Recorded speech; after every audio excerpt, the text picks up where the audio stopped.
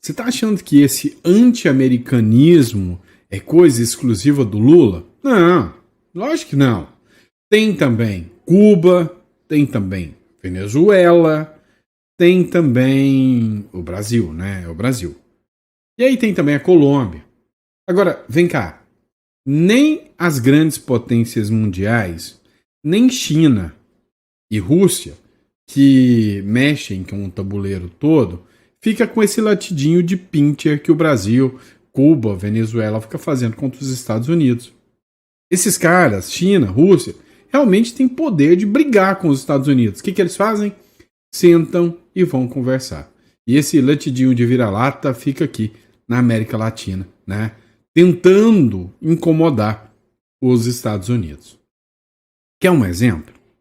Eu vou te mostrar agora o porquê que um assassinato de um político de direita causou uma confusão sem precedentes num país vizinho, isso com os Estados Unidos. Você vai entender agora, tá? Então, hoje é dia 13, bate na madeira, passa logo esse número, dia 13, hoje é quarta-feira, e esse é o nosso último, mas porém, não menos importante, editorial do dia. Vamos entender tudo que está rolando, tá? Então não esquece de se inscrever no canal, curtir, compartilhar, isso ajuda bastante, tá? Bora bater nossa meta aí de 2 milhões de seguidores, eu sei que a gente chega lá, não vai demorar não, bom? E vamos entender um pouquinho mais o que está rolando, né? Nesse mundo político aí e geopolítico. Vem comigo. Pois é, esse rapaz, né, à direita, era o candidato que provavelmente ia vencer as eleições lá na Colômbia, o Miguel Uribe. Ele tem o mesmo sobrenome, né, do Álvaro Uribe, que é o ex-presidente de direita da Colômbia. O Miguel Uribe, mataram ele, deram tiros na cabeça dele e ele faleceu, infelizmente, na segunda-feira. Já o Álvaro Uribe, que é o candidato da direita que poderia ser o sucessor ou um outro nome suficiente para derrotar a esquerda da Colômbia, preso. Acusações de fraudes eleitorais. Parece, não é? Parece. Parece muito. Então, o grande problema é que esses caras também estão começando a caçar briga com os Estados Unidos. A Maria Elvira Salazar, que é uma deputada lá dos Estados Unidos, diz que o Petro é um criminoso envolvido, né, com Maduro e o que há de pior aqui na América do Sul. O secretário de Estado dos Estados Unidos, o Marco Rubio, diz que é tão grave o que aconteceu com o Uribe que cogitou o próprio Marco Rubio ir para a Colômbia para poder participar do funeral do Miguel Uribe, que foi assassinado. Inclusive, existem acusações graves de que o Petro teria envolvimento com a morte do Miguel Uribe. Petro nega e diz que vai processar qualquer um que ameaçar abrir a boca sobre isso. O presidente Petro planeja impedir a entrada do secretário de Estado dos Estados Unidos ao Miguel Uribe. Então, agora, né, o Petro vai barrar a entrada do secretário Marco Rubio lá dentro, causando uma inimizade maior ainda entre Estados Unidos e Colômbia.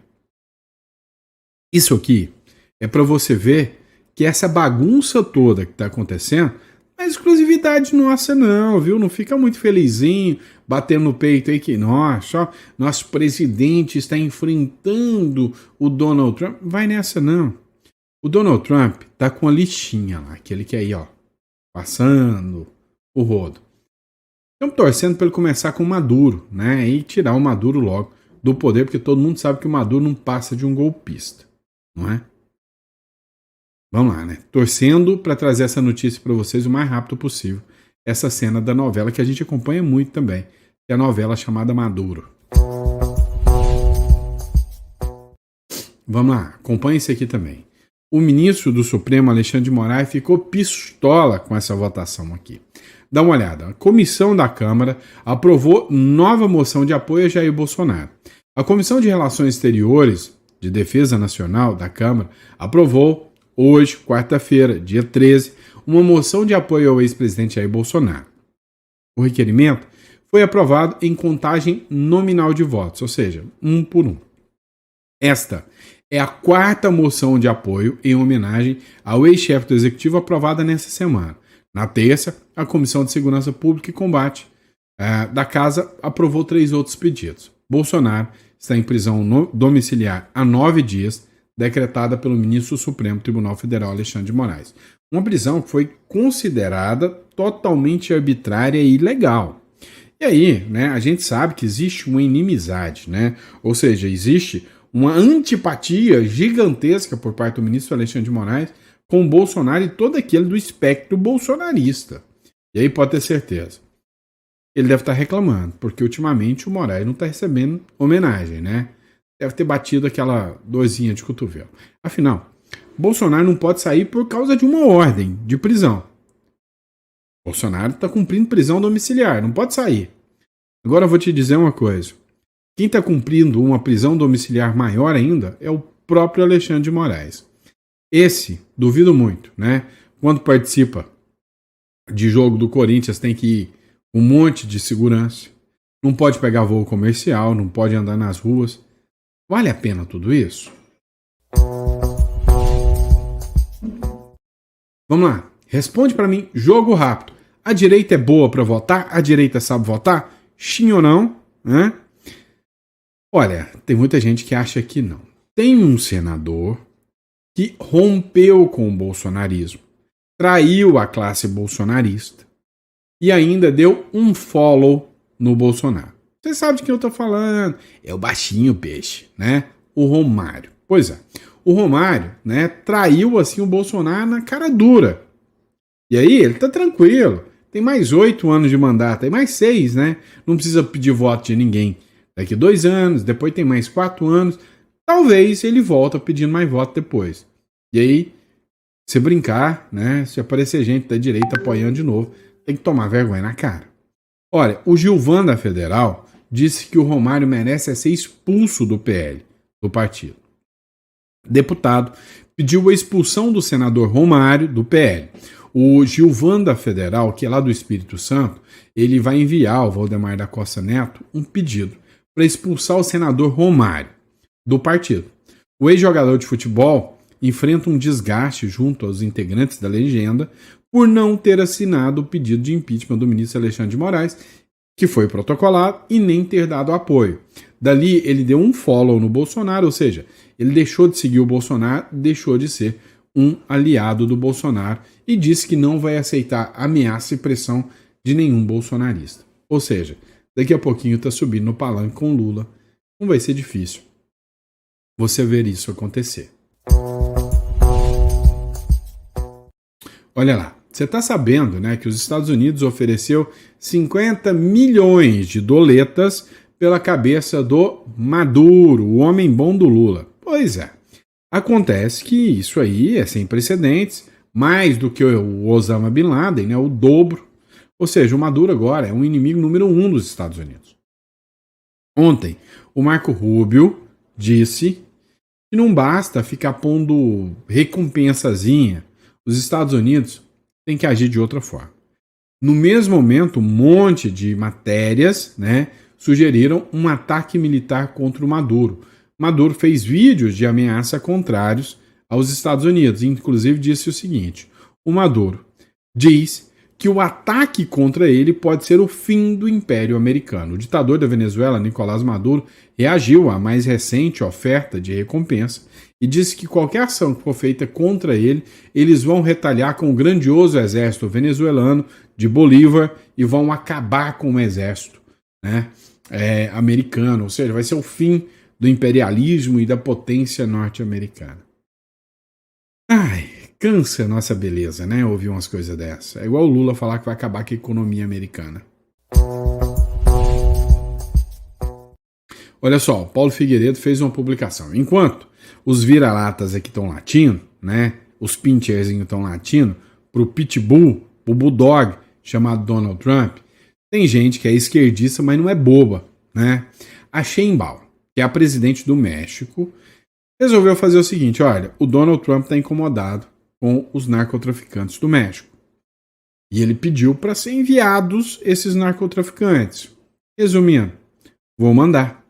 México extraditou os 26 principais líderes de cartéis para os Estados Unidos em um acordo com a administração do Donald Trump. Pois é, o México não é besta nada. A Sheinbaum está mudando alguns pauzinhos, colocou votação de ministro da Suprema Corte, e aí, né, a transferência desses criminosos, líderes de facções criminosas, aconteceu antes das tarifas de 25% entrarem em vigor no México. Pois é, a tarifa mundial foi de 10% do Trump.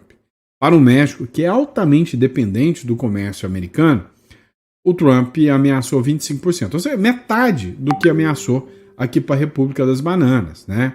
E aí, falou, olha, ou você faz um acordo com a gente aí, eu quero acabar com os cartéis, né? Com os vendedores de droga do México. Pois é. E aí, a Sheinbaum autorizou. Entre os extraditados estão Abigail Gonzalez, que é do cartel de Luiz Cunins, e Roberto Salazar, acusado de assassinar o delegado de Los Angeles. E aí, pessoal, a Pen Bondi, né, que é aquela loirinha que você sempre está vendo, né, como porta-voz lá da Casa Branca, ela celebrou, disse que esses 26 homens trouxeram violência, drogas às costas americanas, enfrentarão consequências severas. O México confirmou o acordo após a garantia dos Estados Unidos de não buscar a pena de morte para eles. O Trump classificou o CJNG como organização terrorista e autorizou secretamente a força militar contra os cartéis. Resumindo, né, o Trump falou o seguinte para Sheinbaum: olha, eu vou atrás de você, eu vou pegar todos os caras de cartéis e eu vou entrar dentro do seu país para pegar eles. Ou você fecha um acordo comigo, eu reduzo as aranceles, ou seja, as tarifas, eu reduzo para você e não invado o seu país. Ou eu invado o seu país e taco tarifas contra você. Pois é, até o México sacou que é burrice brigar com o Laranjão. O Lula não. E aí, para mostrar para vocês que realmente é uma bela de uma bobeira, né? Dá uma olhada. Na CNN, né? Uma economista aqui fez uma análise bem interessante, né? O general Pazuello, que publicou aqui, e disse sobre a publicação dela, fazendo críticas, né, do Lula. E não tem nada dessa de ser culpa do Bolsonaro. A culpa é do Lula. Agora, Rita, o Brasil tem tentado se aproximar de outros países para suprir a falta do mercado norte-americano. Essa é uma boa opção, Rita? Vai funcionar?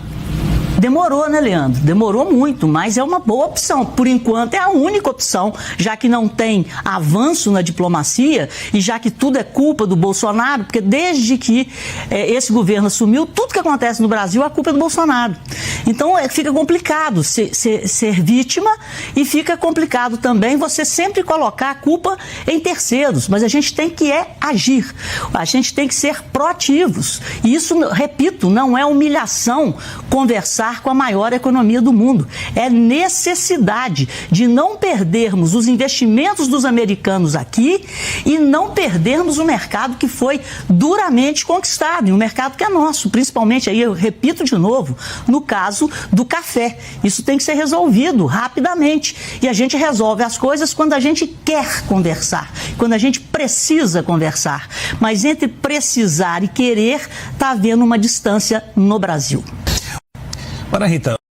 Pois é, você veja o que acontece, né, aqui com a República das Bananas, né? O Lula tá caçando briga. Inclusive teve um vídeo onde ele assumiu que tá tudo maravilhoso e que essas sanções que aconteciam ao Brasil, né, era meio que orquestrada. Vamos lá, pessoal. E o jornalismo brasileiro? Você sente orgulho do jornalismo brasileiro, né? Ó, vamos deixar bem claro, eu sou advogado, sou filósofo, sou mestre em comércio internacional, palpiteiro de plantão, mas jornalista eu não sou, eu nunca fiz o curso de jornalismo. Eu tenho uma autorização para fazer jornalismo, tá? Não me considero jornalista, tá? Não sei se você sabe, tem uma decisão do próprio Supremo Tribunal Federal da qual você não precisa ter o curso, a faculdade de jornalismo, para poder ser jornalista. Você precisa de ter uma autorização do Ministério do Trabalho e Emprego. E eu já tenho essa autorização, tá? Eu já fiz o pedido, então eu posso até me considerar um jornalista. Mas não me considero, não, tá? Agora, que o jornalismo no Brasil é assim, vergonhoso, isso é, tá? Eu já tô tantas pechas, filósofo é tudo esquerdista. Advogado é tudo esquerdista. Jornalista é tudo esquerdista. Então, se eu entrar mais um, eu vou entrar em mais uma de esquerdismo? Não. A minha vantagem é que eu sou empreendedor, empresário, e esses aí, a maioria, detesta esquerdismo, né? Vamos lá. Jornalista demitida da Globo News é flagrada com o ministro de Lula em Brasília. Olha só isso. Agora eu te pergunto, né? Deixa eu colocar a imagenzinha aqui para você. Olha aqui, ó. Aqui, ó. Que bonitinho, né? Que bonitinho. Adivinha com quem? Adivinha com qual ministro? Próprio ministro da Comunicação. Agora você acha que ela nem sempre esteve, né, militando em prol da esquerda e em prol do governo? Jornalismo e independência? Pra quê, seu bobo? Isso não existe, não. Tem nada de jornalismo independente, não, né? Aí é uma verdadeira vergonha tudo isso. Dá uma olhada só o que fala a matéria aqui, ó. O Marrapá flagrou com exclusividade a jornalista Daniela Lima, recém-demitida da Globo, e o marqueteiro Sidônio Palmeira, ministro da Secretaria de Comunicação do governo Lula, almoçando juntos nesta terça-feira em Brasília. O encontro foi registrado por uma fonte do portal e mandou para eles lá a fotinha maravilhosa. Olha que coisa mais maravilhosa da turminha aqui, né? Juntinho. Agora, vem cá, você acha mesmo que o jornalismo é imparcial? Vou te dar um outro exemplo, né? Você está sabendo que o jornalismo de verdade, aquele que vale a pena, sofreu uma perda inimensurável há poucos dias, né? O J.R. Guzzo, um dos fundadores da Revista Oeste, um dos jornalistas mais sérios do Brasil, faleceu. E essa esquerda horrorosa, essa esquerda medíocre, essa esquerda tosca, fez questão de tripudiar em cima da morte de um homem íntegro, né? Existe cada coisa que a gente tem que ficar assim assustado, né, sobre o que esses caras falam. Tem um militante que eu nem sabia o nome dele, já vi vídeo dele, tem um vídeo dele que viraliza aí, de que ele fala, porque eu fui lá na Alemanha socialista, era tudo uma merda. Vocês já viram esse vídeo dele, né? Pois é. Agora, olha o nível dessa galera. Olha o nível de respeito, pelo menos respeitador da família, o mínimo, né? E sabe, se tivesse pelo menos 1% da capacidade do jornalismo, do respeito do J.R. Guzzo, né, já poderia morrer em paz, com tranquilidade. Dá uma olhada. Aliás, morreu o Guzzo. Morreu o Roberto Guzzo. Que maravilha! Maravilha! Não é para cortar. Pois é deplorável, é vergonhoso. Quem fez essa publicação foi o perfil Rachelski, né? Existe um militante esquerdista, massa de manobra, que é burro, é um coitado. Quer se sentir parte da tropa. Existe um militante esquerdista que, por ser rico, sente culpa pela desigualdade social. Dou o dinheiro, vai ser pobre, seu burro, né? Vamos lá. Aí existe o militante esquerdista que, por ser pobre, sente inveja pela desigualdade. Isso tem muito. E existe o militante de direita que, por ser pobre, quer sair da pobreza, né? Quer ralar para sair da pobreza. Existe o militante esquerdista que, por ser pobre, sente inveja pela desigualdade. E existe o Eduardo Bueiro, que reagiu à morte do jornalista R. Guzzo com toda a humanidade que caracteriza a esquerda. Que peninha, tão talentoso. Cara, assim, vamos ser sinceros, né? É uma vergonha sem precedentes, né? A forma que esse jornalismo de esquerda, que a forma que esse povo de esquerda age, né? Realmente uma vergonha, né? Fica aqui meu pedido de desculpas para a família do J.R. Guzzo, de talvez chegar uma coisa como essa até eles. E assim, Hoje eu sou um comunicador, tá? Na verdade, o que eu gosto mesmo de fazer é aplicar o direito, e até isso já tiraram da gente, porque hoje eu sinto vergonha da minha classe. Mas, para a família do J.R. Guzzo, meu recado para vocês é: o seu marido, o seu pai, o seu familiar, J.R. Guzzo, deixou um legado na história de quem precisava, sem sombra de dúvidas, ouvir uma voz lúcida no meio desse caos que se tornou esse jornalismo mequetrefe, militante, sem vergonha, existente nessa República das Bananas, fomentado, mantido por essa esquerda tosca e nojenta. Então, meu repúdio à fala de militantes como esses. Vamos lá. Outra matéria importante: vai ter mudança significativa no Supremo Tribunal Federal. E por outro lado, o ministro Alexandre de Moraes ganha mais força ainda também, né? STF. Eleição simbólica definirá Fachin e Moraes como presidente e vice-presidente do Supremo Tribunal Federal. O Supremo Tribunal Federal vai eleger nesta quarta-feira os novos presidente e vice-presidente da Corte. Os ministros vão confirmar Edson Fachin como presidente do tribunal em uma eleição simbólica, que segue a ordem de rotatividade por antiguidade. Então, o mais antigo sai e vai seguindo essa rotatividade. O ministro terá a companhia de Alexandre de Moraes como vice-presidente do Supremo Tribunal Federal. E aí chamou muita atenção, pessoal, né? E aqui é a matéria do R7, Moraes será vice e Fachin tomará posse como presidente do STF em 29 de setembro. A grande questão é que amanhã, né, é a votação. Ou seja, que vai definir uma votação, como eu disse, simbólica, tá? Na verdade é hoje, uma votação simbólica, mas eles só assumem no dia 29 de setembro, tá? Então, a partir do dia 29 de setembro, fica a confirmação da mudança. Agora, teve um discurso que chamou muita atenção.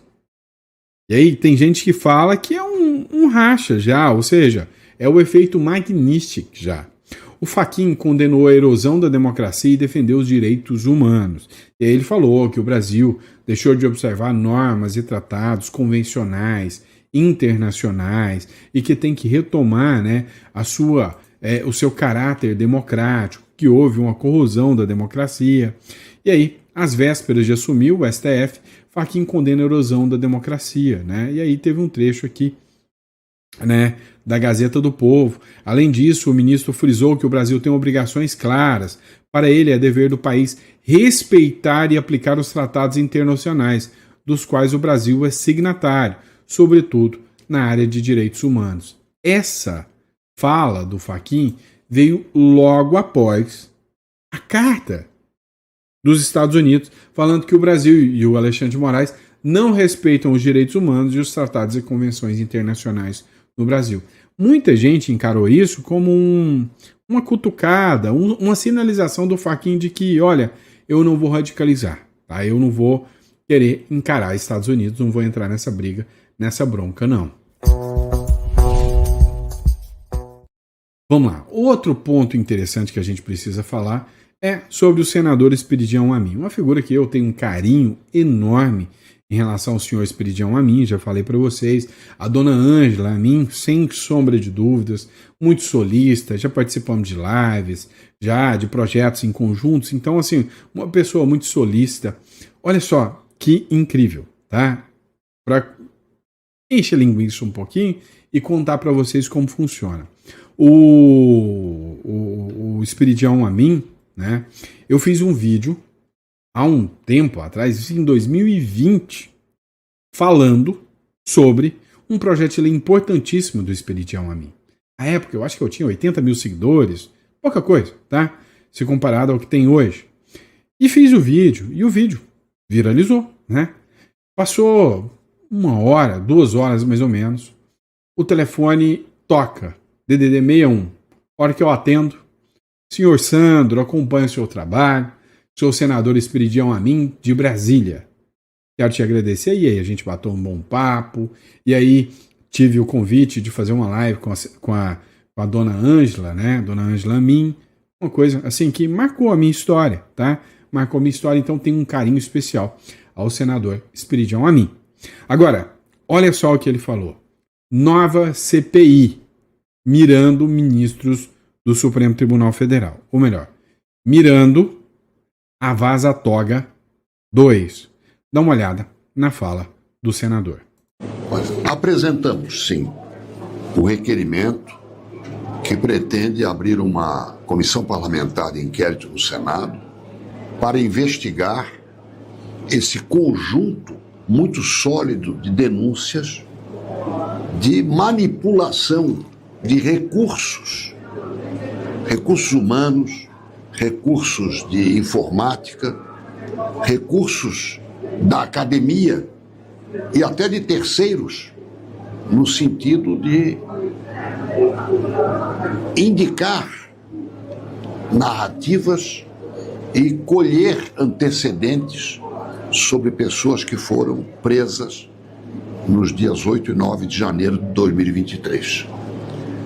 O que tem saído com substância, com concretas evidências a respeito desta manipulação, que eu repito, não envolve decisões sob o ponto de vista judicial, mas sim sob gestão de recursos públicos, é demonstração clara de que houve manipulação para ajustar comportamentos a narrativas. Tem que ser investigado. Um dos senadores sérios, respeitados do Congresso Nacional e com muita coragem. Hoje, para um senador, vendo o que acontece com Marcos Duval, vendo o que acontece hoje com a oposição, ter a coragem de pedir uma investigação sobre o uso de recursos públicos para perseguição política. Pois é, que essa CPI logre êxito e realmente aconteça. Uma matéria do Globo me chamou muita atenção. E vocês vão entender o porquê. Olha só, a matéria do Globo não traz assinatura, não sei se foi o Lauro Jardim ou a Bela Megali, tá? Perdão, acabou de sair a assinatura aqui, achei. O Cristiano Mariz. O Cristiano Mariz diz o seguinte: orientação de Bolsonaro faz o PL recuar de votação sobre o foro privilegiado e anistia na Câmara.